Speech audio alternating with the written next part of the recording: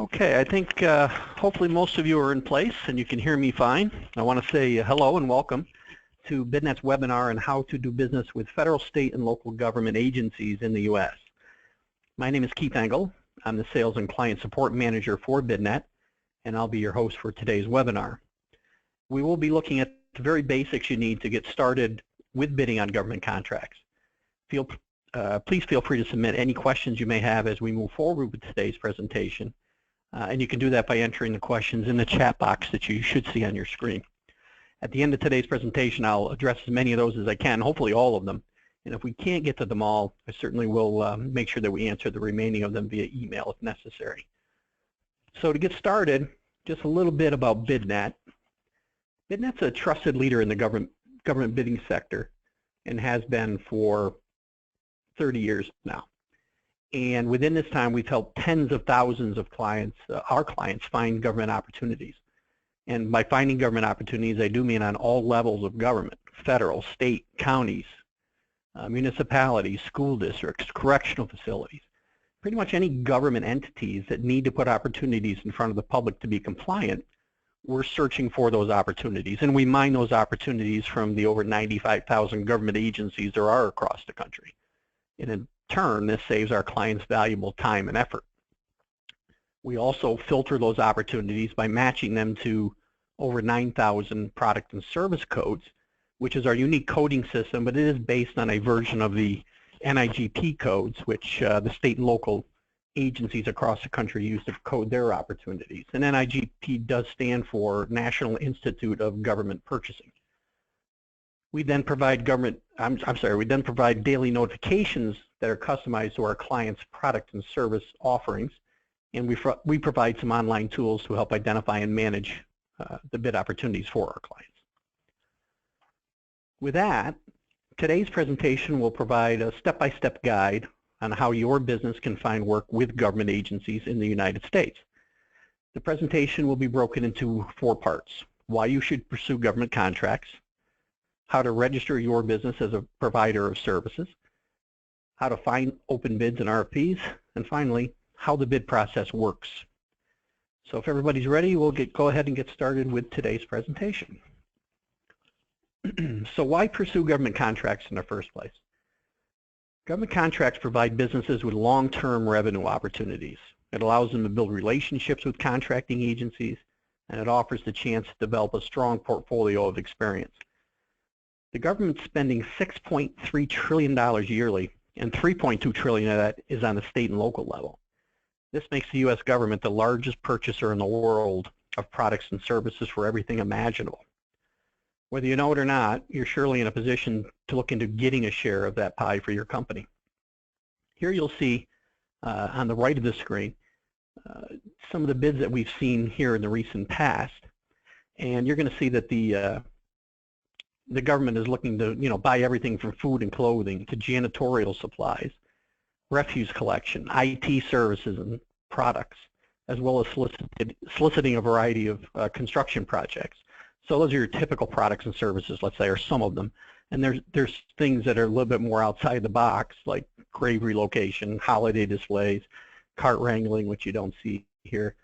But the main point being, if there's a product or service being sold, most likely the government will be posting bids and looking to buy it. So don't assume your product or your services are too niche for the government to be looking for them.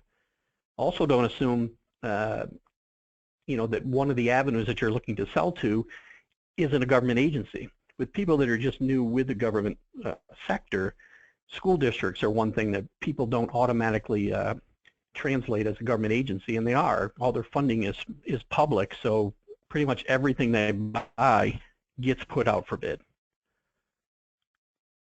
So now that we've established why we should be looking to do business with the government, we can move forward to the first step.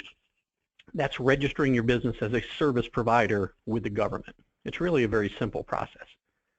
Before doing business with the government, you should go and obtain a DUNS number. DUNS stands for Data Universal Number System. It's a 9-digit identification number that allows government agencies to learn more about your business. Registering for a DUNS number is simple and free.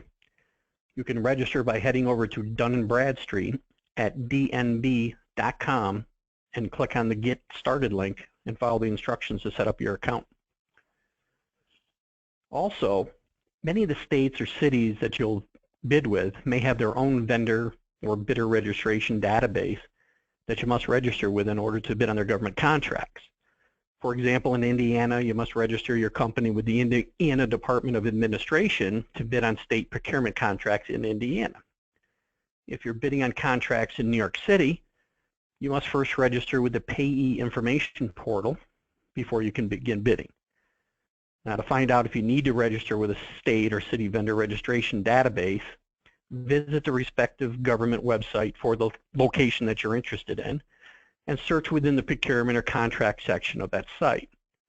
If you can't find anything within the site, I would certainly recommend that you call the government agency that you're interested in and find out if you actually need to pre-register before bidding with them. As an aside here, BidNet would help identify agencies that will require pre-registration as part of the 24 or so special notices that we make our clients aware of via our notification service. Now, for those of you who are looking to bid on federal contracts, you'll first need to register your business with SAM, and SAM is the System for Award Management. Here you'll need to identify the NAICS codes associated with your business. This allows agencies to see who is eligible to bid on certain products or services, and NAICS does stand for North American Industry Classification System. Now, to create that user account with SAM, you simply go to sam.gov, click on Create User Account, and go from there. Also, keep in mind, bidding on government contracts is especially great for small businesses, which I'm sure many of you are. The government is obligated to award 23% of contracting funds to small businesses, and this is a great opportunity to get your name out there and could help your business grow, as some long-term contracts can reach into the $1 million range. It is important to note that if you're a small business, MWBE, or veteran-owned business, you should get your company certified as such, since being certified has its advantages to winning contracts. And these are just a few of the certifications available to companies. Also keep in mind, it isn't necessarily, if you don't fit any of the certifications, it does not mean to be disqualified. There's plenty of opportunities that are open for anybody to bid on as well. Now, this process is not nearly as cumbersome as you might think at first, and it certainly gets less so as you move down the levels of government. There's less to do as you move from federal to state. There's less from state to county, less from county to city, and etc. But once your business is registered, you're that one step closer to bidding on government contracts. So as we begin looking for opportunities, it's important to remember that once a contract reaches a certain dollar threshold, it must be put in front of the public to be compliant. These dollar thresholds can range from $25,000 to $50,000 depending on the agency. Also, the number of sources where they must post will depend on the specific compliance specifications of a given agency. So let's take a look at some of the variety of those sources where bids may actually be posted for public consumption. First, there's the state contract reporters. Each state has their own version of this type of procurement portal. Some call it simply the contract reporter, but they may call it by other names. Whatever they do decide to call it, it serves the same purpose. It's just one source where state agencies post bids that they must post to be compliant. Again, the dollar values will vary depending on the compliance specifications, but also keep in mind, many of the bids that are posted don't reach that dollar threshold at all. Agencies want to get bids out there and they want to get the best value they can for the things that they're looking to purchase, so they'll post them well below the value that needs to be. You can also find bid solicitations on agency websites. You would, in this case, you would go to a specific agency website that you're potentially looking to do business with. You'd need to look for the procurement or contracting portal, and then look through all the bids for the opportunities that fit your company. And you'll find plenty of them posted there, again, with 95,000 agencies posting them. Then we have the newspapers, both online and in print. The newspaper is a good source for those agencies that don't have their own website because they're so small, or they're very small and they're only needing to post to one source to be compliant. Again, this is a great place to find bids that are not readily available elsewhere. Then there's the bidding services like BidNet, where we gather all the open bids and RFPs from all these sources and provide you with all the important information that you need to decide quickly if you want to pursue a particular bid or not. For instance, in the 30-plus years BidNet's been providing this service, we have developed automated and manual processes to mine information from all of these sources, the contract reporters, the websites, the newspapers. There's also agencies that we've developed relationships with over those 30 years, and this allows BidNet to supply our clients with tens of thousands of opportunities weekly, and again, sorted to fit the needs of what you're looking for. If you do drug testing, you're not going to see opportunities for building new buildings. Now, for those of you that are looking to bid on federal contracts, you should register and search through FedBizOpps. There are hundreds of bids posted every day for every given state or any given state daily from FBO.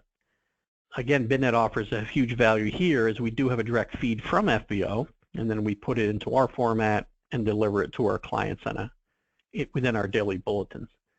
It allows our clients to receive everything daily that we receive on all levels of government, federal, state, and local, filtered to your needs, again, saving valuable time and money. So, we found bids that we're interested in. Once we found the bid that we're interested in, you should then access the bid documents. We'll look at an example here. This one's looking specifically for several different pieces of kitchen equipment. The agency issuing the bid will provide the bid documents associated with the contract, which will also contain the general provisions, contract specifications, and documents that you must complete in order to be considered for the job. The bid documents will include the date by which the bid proposal must be received, and also mention if there are any mandatory site visits required as part of the bid process. If there are site visits required, you must attend in order to receive the full bid package. Looking a little bit deeper into it, you're going to see that there's some more general specifications included, such as the scope of work, which is going to give you just an overview of the project that they're looking to have contracted, or the products that they're looking to buy. There's going to be information about payment terms, or maybe discounts they expect based on how they do pay you. There's also compliance regulations and things like that to give you all the information that you're going to need to know on your end. Now, the complete bid proposal you submit might be as short as one page, as you see on the example on the screen. And in this case, you're only needing to fill out the model number and the cost per item. Very simple. You fill it out, you send it in. I will point out, too, one thing here. Many times, most of these bids are going to call for brand name or equal. So if we're buying a piece of kitchen equipment, you can fill in the name.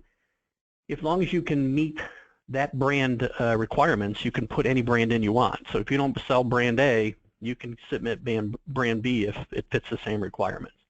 If they do say not brand name or equal, then you would have to sell the one they specifically ask for. Now, some of the bids do not have just a one-page form you need to fill out. They're going to be a little bit longer depending on what the contract entails and the scope of work involved.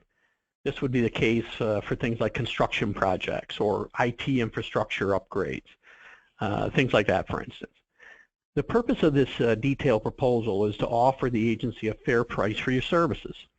Vendors who submit the lowest bid will almost always be awarded the contract as long as they are a qualified vendor and meet any other specific requirements. Some jobs require only one vendor, while others require multiple vendors. Another, for instance, here would be a school district. They may put out one large bid for audiovisual equipment, computers, perhaps various classroom supplies. In most cases, you'd be able to bid on any part of that proposal that fits what you do. If you only sell AV equipment, you could supply or respond to that part of the bid. If you only sell chalkboards and erasers, you could respond to that if that's what they're looking for. The contracting agency, by the way, is always going to be available to answer any questions you may have. You shouldn't be afraid to contact them at any point during the bid process. The last thing you want is to be disqualified because you failed to reach out for clarification of the bid documents. Remember, these are government agencies after all, and we all know they're not infallible. So once the proposal is submitted, the contracting agency will look at all the proposals they receive at the bid opening. They'll then create a bid tabulation and determine the lowest bidder, unless the proposal is an RFP, in which case a bid opening is not required and the award does not have to go to the lowest bidder. But once that lowest bidder is determined, a notice of award will be issued and the contract documents will be sent out to the winning vendor for signing. The duration of these contracts can be anywhere from a one-off purchase, which is likely what we're looking at in the example, to a few months, a year, 5 years, or cover the length of a specific project. Contracts may also include a right to renew, meaning the contracting agency could grant an extension of the contract once the original term expires. Contract extensions and renewals do not require a formal bid process. So the tabulation you're looking at on the screen shows you that different companies can win different pieces of a bid. In this case, there's several items that are listed, and there's 3 companies that shared in the awarding of this contract. Most likely, they were the lowest bidder for each one of those line items that you see them listed for, and met all the other requirements that the agency had. One person could have won all this if they bid on it and were the lowest bidder and met all the requirements. So these are really the very basics needed to get started bidding on government contracts. It seems like a lot if you haven't done this before, and I'm assuming a lot of you haven't based on the subject matter today. But what I'd like to talk about now is a little bit about how BidNet can streamline that process for you and help you find and respond to these government opportunities more efficiently. Again, saving you valuable time and money and helping you create a new revenue stream by doing business and winning contracts with the government.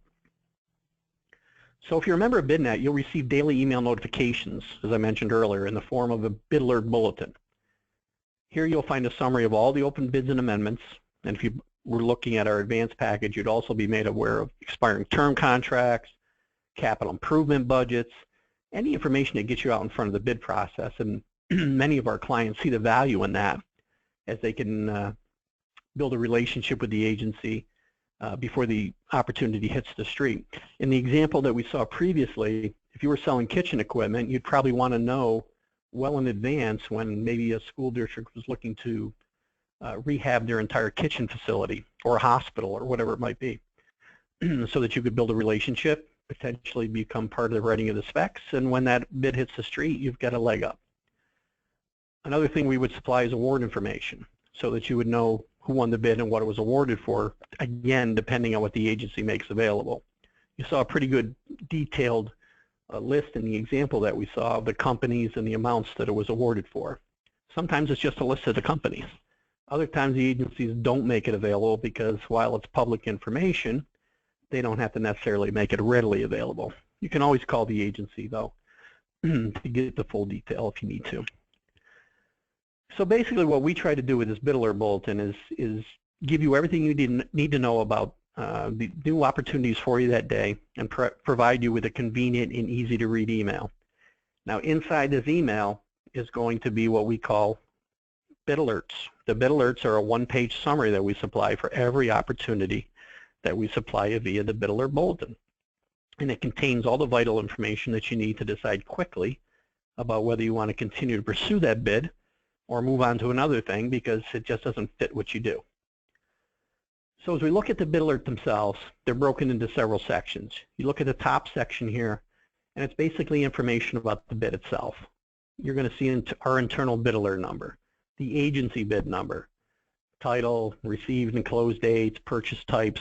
This one's a term through 1 year. If there was an extension available, that would probably be listed there as well. Delivery points, delivery dates, all basic information.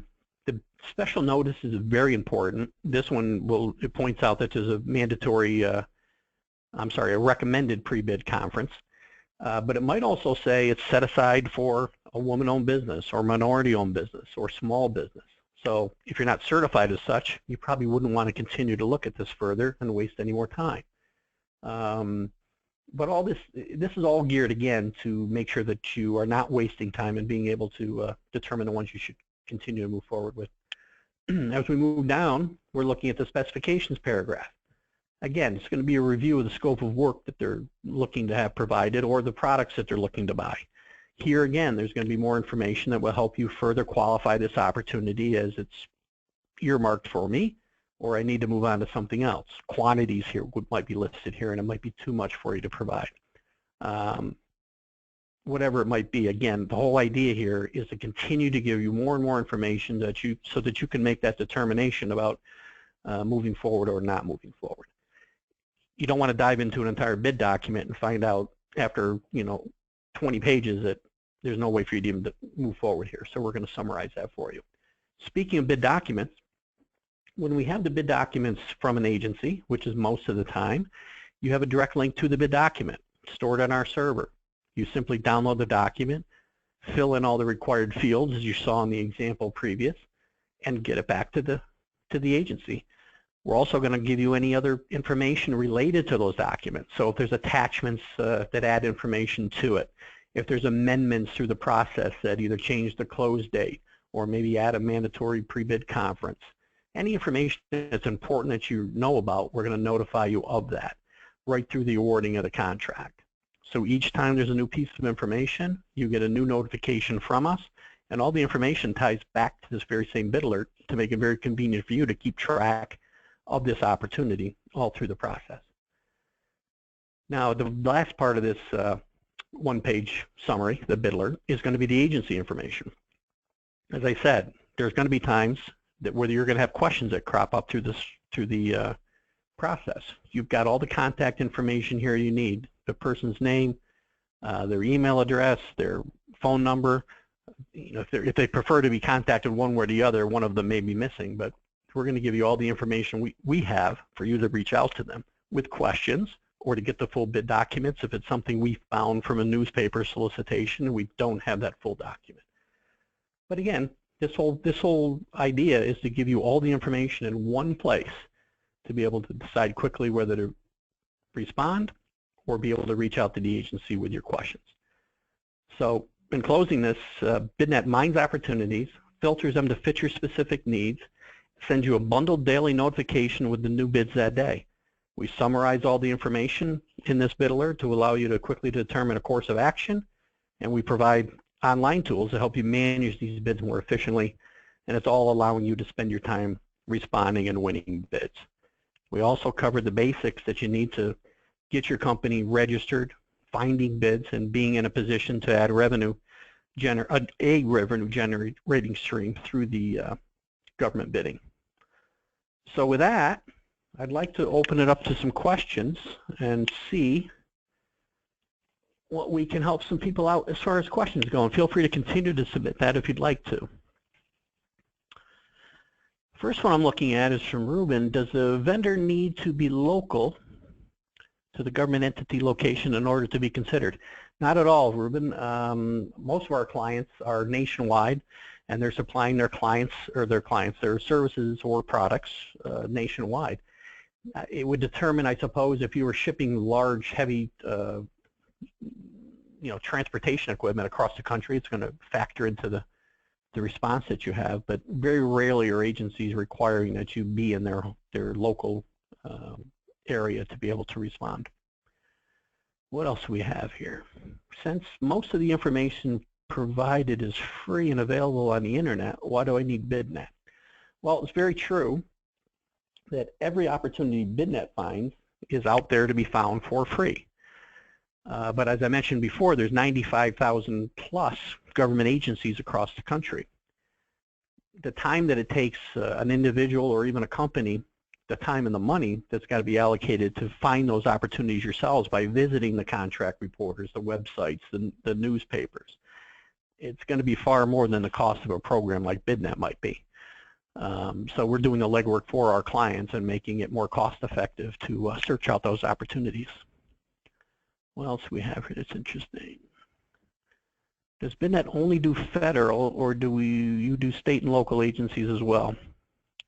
Ashwin, well, you know what? That's our forte, actually, is the state and local sector. That's where the bulk of the opportunities are. The 95,000 agencies I refer to are basically state and local agencies, and that's where we spend our time looking for opportunities. The federal government has 5,000-ish agencies. We do get that feed from FBO as kind of a value-added feature for our clients, we want to supply it to the ones that do want to see it, but we really focus on the state and local opportunities. So the low-hanging fruit everybody can find. State opportunities, federal opportunities. It's the counties, local municipalities that really set us apart. What else do we see here? That one there? Are there transportation bids? Are the bids for transportation, shipping needs? You need an 18-wheeler driving out of a product. Well, there's a lot of opportunities for freight hauling, especially with the time frame we just came out of with the elections and whatnot. There's always voting machines being transported all over the country. There's cars being moved all over the country that people are putting out bids for. Well, not so much an 18-wheeler maybe, but if you provide moving services, there's always office relocation opportunities and things like that. Can I just focus in a general area of a state or a particular state? Well, we can give you our most basic package here, and I don't want to dive too much into details here, but our most basic package is an up to 3-state package. We can give someone just a certain state, but we can't really narrow it down to 5 counties within a certain state. But we can filter it enough so that you're at least within the state that you're talking about. And there are some ways that we can keyword filter and potentially even filter it further than that. If you were to see a demo, one of our reps would be able to show you how to do some of that as well.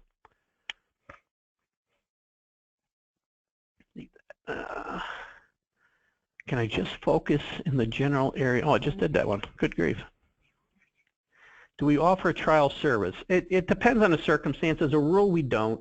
But what we do offer is an historical analysis of the area that you're looking, the region looking to cover, and the products or services that you sell. So you'll know over time the number of opportunities that we've been seeing and examples of what those opportunities are. And also, we like to do a live demonstration of the site so that you can see all the moving parts and the ease of use of the service and the type of opportunities that might be open at the present time. And then, depending on the situation, we will sometimes offer a short trial.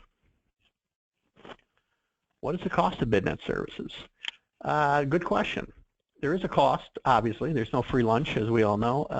But the cost is going to vary depending on, again, the region you want to cover and the level of information. We've got programs that range, from just a few $100s to $3,000 or $4,000, depending on, again, the level of information, the region you want to cover. So there's a little something for everybody. What do we got there? Is there a way to filter bids by veteran-owned, women-owned, disabled-owned veteran requirements? Jason, there's no real way to just filter by those specific requirements. Again, you're going to know when you see the opportunities. They're going to be filtered to specifically the services or products that you supply. And when you see the bid alerts in the bid alert bulletin, or either there in your email or when you log into your online solution, you're going to know by looking at the bids very quickly if they're set aside for any of the things you've mentioned or other things.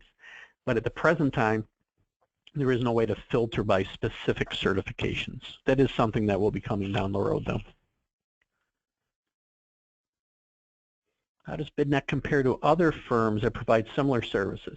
Well, again, we've got 30 plus years. I believe it's 33 years of experience behind us. We've got customers that have been with us all that time. There certainly is more competition than there was certainly 33 years ago when there was nobody doing this. But some of the things that really set us apart are the specific coding that we offer so that you're not having to sift through as much noise as you might with some other companies. Direct links to bid documents, as I talked about before. Some of our competition is sending you to an agency website, and then you have to kind of search for the documents from there. We have some links to some exclusive purchasing groups through another division of ours that we give our clients access to. And our customer service, we have people assigned to each one of our clients to work with them through the duration of their time with us. So everybody gets that one-on-one attention that they might not get elsewhere. And those are just a couple of the things that pop into mind quickly. Nate, I think that was Nathan that asked that question. Oh, no, it was Len. But again, any of these questions we can certainly dive into further, because at no obligation, we can certainly give any of you a personalized demonstration of our site. What else you got? Is there a length of the service of BidNet? A year contract of time, lifetime?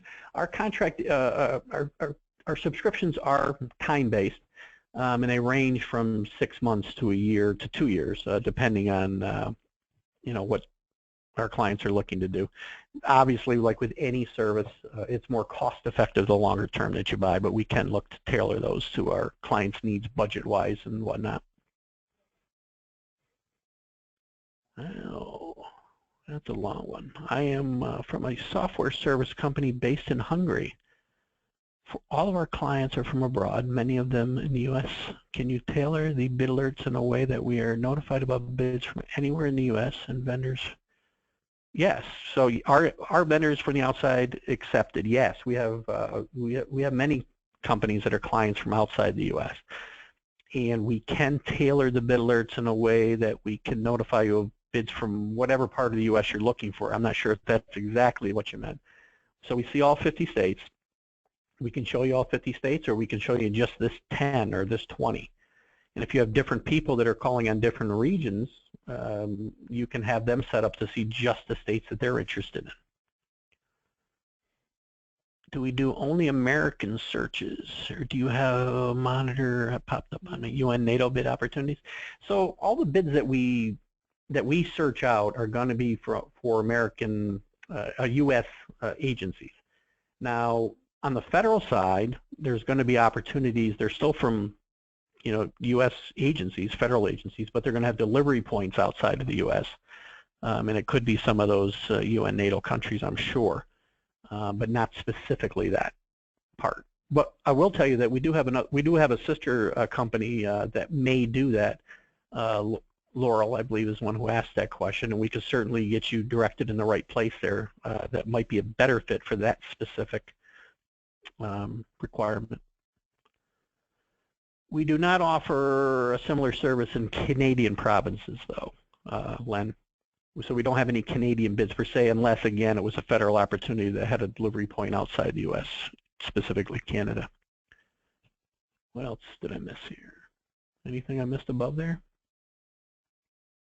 I think that's about it. If I missed anybody's, I'll wait a second here as I'm finishing up. If I missed somebody's question, I can certainly retype it.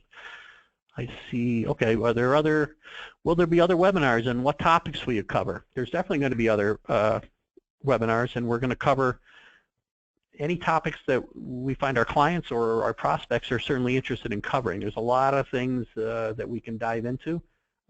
We're kicking those things around now, and we do want our clients' feedback as well as our prospects, because we want to put the most pertinent information in front of people as we can, for sure. So that looks like it might be it. So that sums up today's webinar. We hope that everyone gathered some good, useful information from the presentation and will now feel more confident in doing business with the federal, state, and local government agencies and departments. And we do hope you'll feel free to give us a call or visit our website. You see those on the screen now. And as I mentioned at least once probably during the question period here, we can set up a customized, personalized demo to show you how BidNet can fit your company needs. There's certainly no obligation, and there's a lot of information we can provide to you to help you feel comfortable moving forward with something like that. There's a lot of money to be made out there, and we want to help you do it. We